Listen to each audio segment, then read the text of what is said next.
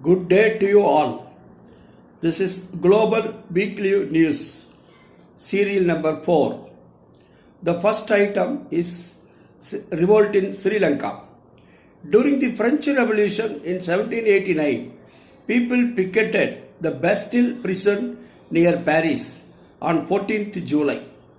They raised the slogans of liberty, equality, and fraternity. On 9th July, millions of people were on the streets of Colombo, the capital of Sri Lanka.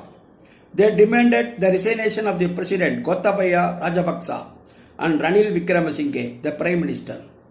They entered the presidential palace. People enjoyed the luxury rooms in the palace and the swimming pool in the palace. On 9th April, in the midst of the severe economic crisis, people in large numbers took part in the demonstration before the president's palace by putting up tents and all that. On 9th of May, the then Prime Minister Mahinda Rajapaksa resigned. Gotabaya made Ranil Wickremesinghe as the Prime Minister. Well, he was the only MP in his party. On 9th July, Gotabaya fled away from Sri Lanka to Maldives first, then to Singapore, and may seek asylum in Saudi Arabia. He faced hostile demonstrations in the Maldives also by Sri Lankan people living in Maldives. You can go through a full-page article in the English Hindu dated 17th July on the developments in Sri Lanka. How important the dates are 9th April, 9th May and 9th July. Due to the following of new economic policies, Sri Lanka is facing an unprecedented economic and financial crisis. Income through tourism has dwindled down to a great extent in the past 2 years due to Corona. In the first few decades, Sri Lanka government signed 16 agreements with the IMF to get loans. These loans always accompany austerity measures, stringent conditionalities. If the tortoise enters a house, it will be doomed. That's a saying. Similarly, if IMF enters a nation, the nation also will be doomed. Due to the lunatic act of the rulers in Sri Lanka of suddenly banning the use of chemical fertilizers, food grain production has declined to a great extent. People are facing skyrocketing price rises of petrol, diesel, and essential commodities. There was a civil war in Sri Lanka for about 30 years. The government spent too much on the military for the genocide of Tamils. Foreign exchange reserves also have declined very much. Rajapaksa family members are holding 6 important portfolios in the cabinet. How long can the people remain calm? They made tents in the vacant place opposite the president's palace and started shouting, "Gotabaya, go back." People have to stand in long queues to get petrol from the petrol pumps for hours and days together. Though Sri Lanka is an island and abundant in fish resources, people do not have fish. Due to the scarcity in diesel, the fishing boats did not venture into the sea. There was no stock of milk powder also. There was repression on the people, and this has not driven away the surging crowds outside the palace. Now Gotabaya has officially resigned on 15th July. Ranil Wickremesinghe became the interim president. The new president will be elected on 20th July, and today, 28th July, the Ranil Wickremesinghe, the lone MP of his party, with the support of Gotabaya's party MPs, he won. So Ranil Wickremesinghe has won as the president. People are against him also. People want executive presidency system to be abolished. Except the left, all the rightist forces consider IMF loans as the only solution for the present crisis. The left has put forward an alternative plan. The left wants a self-reliant economy and wants to avoid the dependence on imports. Universal public distribution system, strengthening of public services are also the demands of the left. IMF does not like this alternate plan. It wants to return on every dollar it gives as loan. Will justice prevail in Sri Lanka? Will the people of Sri Lanka arrive at a proper solution for the present crisis? Let us wait and see. Presently, Ranil Wickremesinghe, after getting elected as president, he is also facing protests outside. Friends and comrades, second item is on Argentina, South American country. 46 years back, on 24th March 1976, the leftist president Isabel Martini Perón's government was overthrown by a coup supported by USA. Disastrous military dictatorial rule was there between 1967 and 1983. State terrorism and human rights violations were there. Rightist death squad AAA hunted anybody connected with the socialist movement. More than 30,000 students, activists, trade unionists, writers, journalists, and artists were kidnapped and tortured. Their properties and even their children were seized by the military forces. More than 500 children were separated from their families and handed over to military families. After 1983, after restoration of democracy in 2002, government decided to observe 24th March as National Day of Truth and Justice. March 24 is now a national public holiday from 2006. For more than 30 years, every year on 24th March, lakhs of people took part in protests in Buenos Aires, the capital of Argentina, demanding justice for the victims of the past dictatorial rule. Due to COVID-19, for 2 years, there was no protest. But this year, on 24th March, more than 1 lakh people protested carrying a large flag containing the photos of 30,000 victims. There were protests in many cities of Argentina also. Court trials in the past 16 years convicted 1,058 accused people. On 6th July, Buenos Aires court sentenced 19 former military officials from 4 years to life imprisonment. The third item is Bolivia.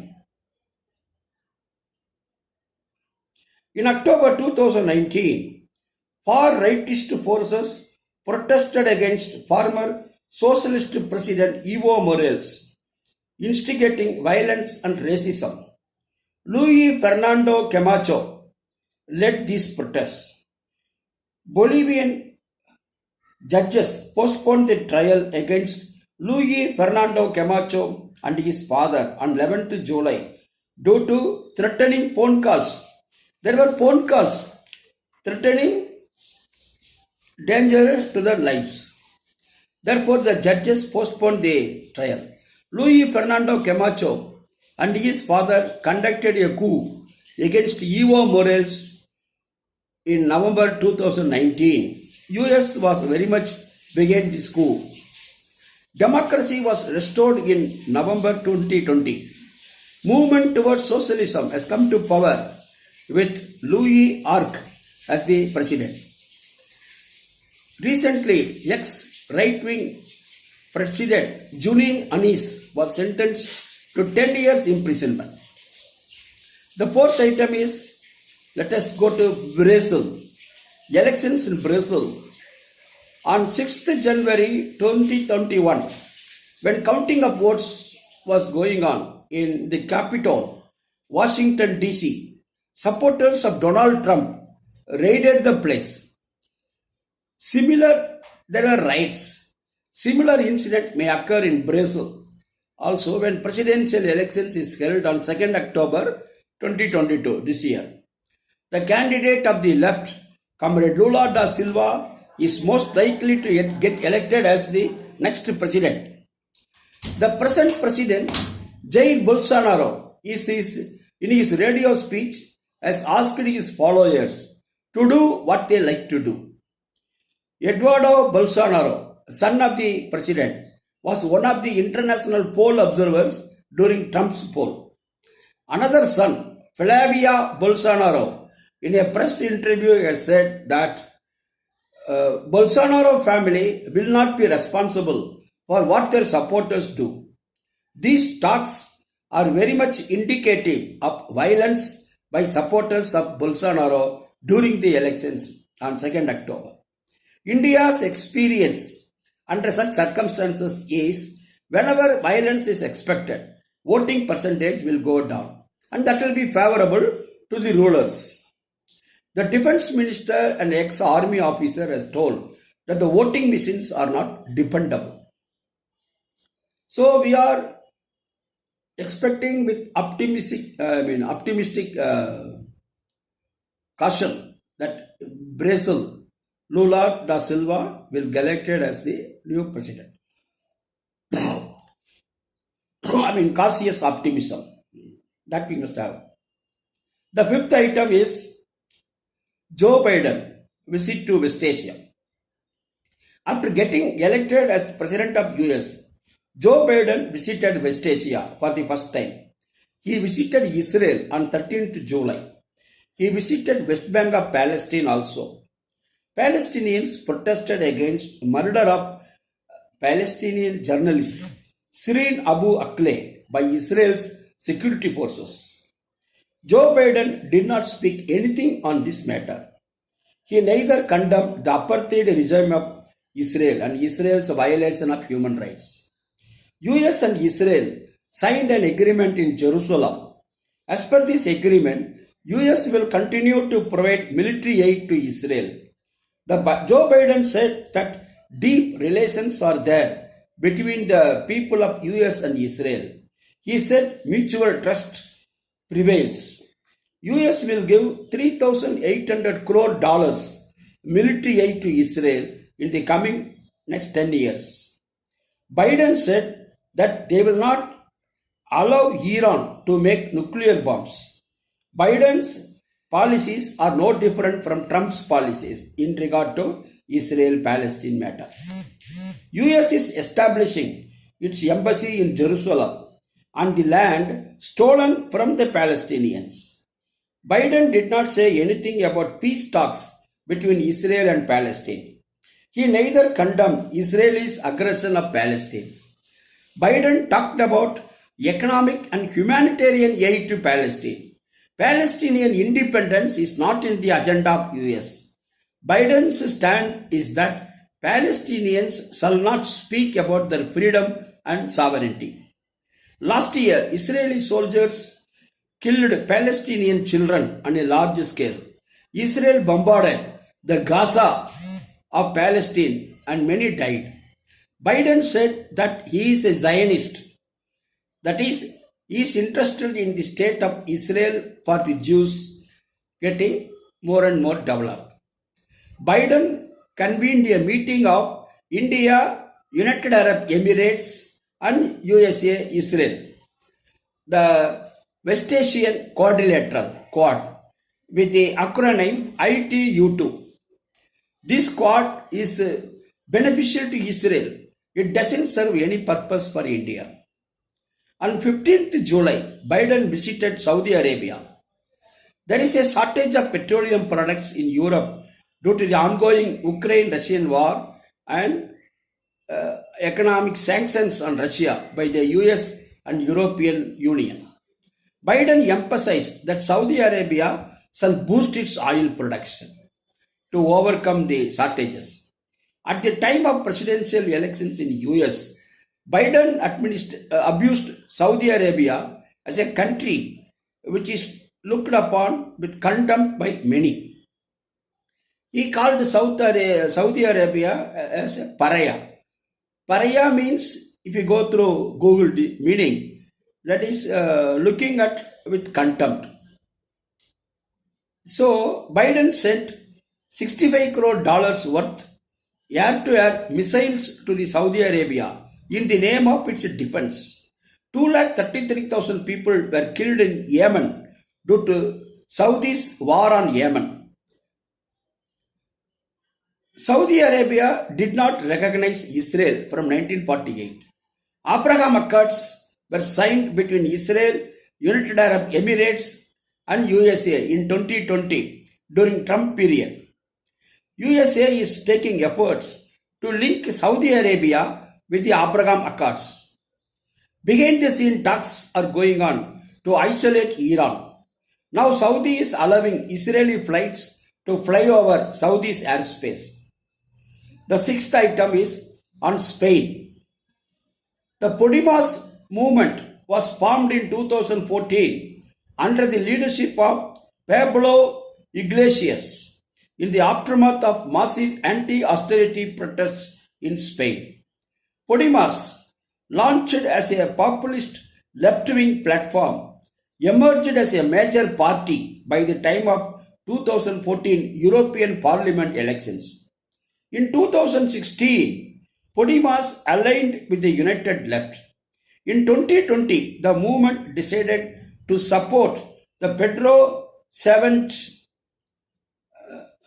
led government in Spain, and it became part of the government through which Pablo Iglesias has served as the deputy prime minister. Crónica Libre, the newspaper media in Spain, exposed the false accusations against Podemos and its leader Pablo Iglesias by media, police and big business combined.